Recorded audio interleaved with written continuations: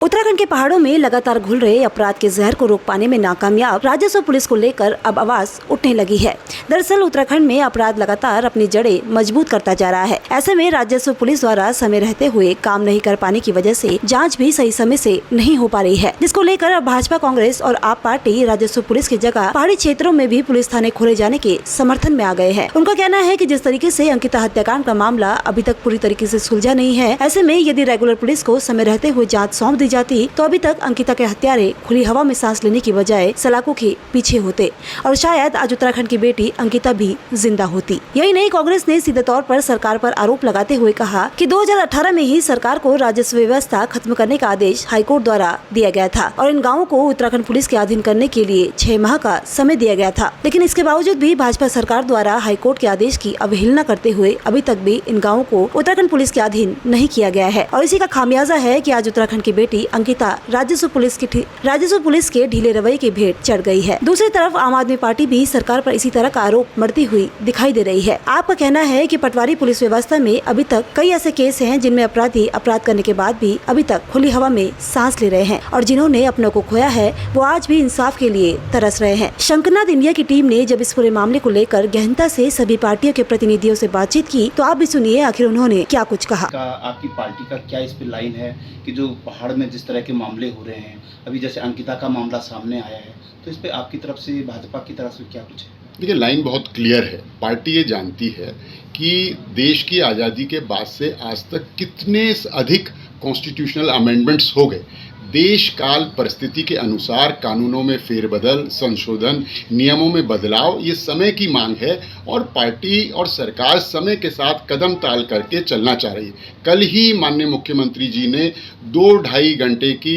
Home secretary यानी कि गृह विभाग की होम की बैठक इसी विषय को ली है कि ये राजस्व पुलिस और पटवारी क्षेत्र और रेगुलर पुलिस क्या किया जाना चाहिए, ड्रॉबैक्स क्या हैं, तो इसका पूरा का पूरा एनालिसिस किया है। और यह बात बिल्कुल सही है, 47 से पहले या 60 से पहले और 70 के बाद की परिस्थितियां, विशेषकर 90 के बाद की परिस्थितियां, जो ये पर्वतीय क्षेत्र है उत्तराखंड देश का, एक तो सीमांत इलाका है, फिर ऊपर से यहाँ आप ये देखिए कि जो अल्पसंख्यक समुदाय आसपास के ज़िलों से आता है,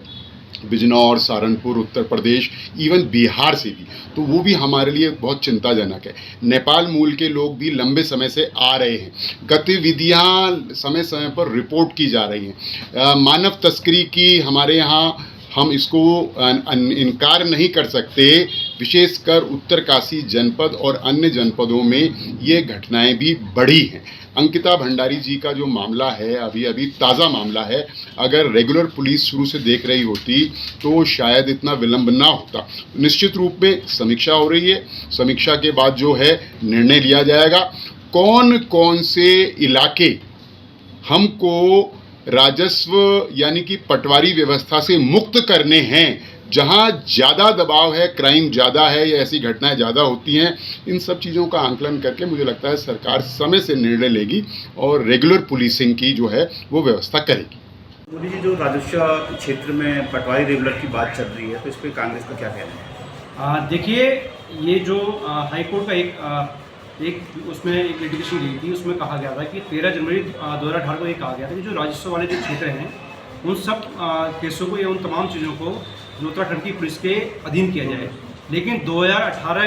के उस हाई कोर्ट के आदेश को भी त्रिवेंद्र रावत जी उस टाइम मुख्यमंत्री थे और उसकी अवहेलना की गई है। 6 महीने का टाइम दिया था कि आप सब केसों को समाप्त करके राजस्व से और पुलिस के अधीन दिया जाए। लेकिन ये हेला हवाली जो शुरू से की गई है, उसका भुगतान आज उत्तराखंड की बेटी अंकिता ने अपनी बलिदान देके किया है। जिक्र भी कर रहे थे कि जो पहाड़ की लड़कियां गायब हो रही हैं, उसको लेकर कि जो चिंता लोगों की है, जो क्राइम बढ़ रहा है, इस पर क्या कहेंगे? देखिए, पहाड़ में निश्चित रूप से कई केस तो जो हैं रिकॉर्ड नहीं हो पाते हैं, दर्ज नहीं हो पा रहे हैं और मैं समझता हूं कि मानव तस्करी चरम सीमा पे है और इसके साथ साथ कहीं हमारी छोटी बेटियों के साथ दुष्कर्म हो जाते हैं, लेकिन वो पटवारी स्तर पर वहीं पे रफा दफा कर दिया जाता है। तो इसकी गंभीरता को राजस्व पुलिस नहीं समझ पाती है और न उनके पास इतने संसाधन हैं। तो मैं समझता हूं कि आज की तारीख में इन अपराधों को रोकने के लिए एक ही उपाय है कि रेगुलर पुलिस को जो है ये व्यवस्था देनी चाहिए। ये जो उत्तराखंड में राजस्व ग्राम हैं, इनको लेके आजकल लगातार मुद्दा छाया हुआ है कि ये समाप्त होने चाहिए और रेगुलर पुलिस के हवाले से होम जाना चाहिए, और आप पार्टी की इस पर क्या एक राय है? देखो, निश्चित तौर पर हमारी भी मांग है, पता नहीं जानबूझ कर कि ये सरकार, क्योंकि ये एक PIL पहले भी त्रिवेंद्र सरकार में ये हाईकोर्ट में अब तक भी सुनवाई पे, और 6 महीने पहले उसमें उन्होंने एक डायरेक्शन दिया था कि राजस्व पुलिस को, क्योंकि ये अंग्रेज़ों के ज़माने का थोपा गया व्यवस्था है जो कि आज संपूर्ण नहीं है, आज वो कामयाब नहीं है। इनके निजी संबंध होते हैं, चाहे माफिया हो, जितने भी आज माफिया पनप रहे हैं राजस्व ग्राम में, ये राजस्व पटवारियों की मेहरबानी है,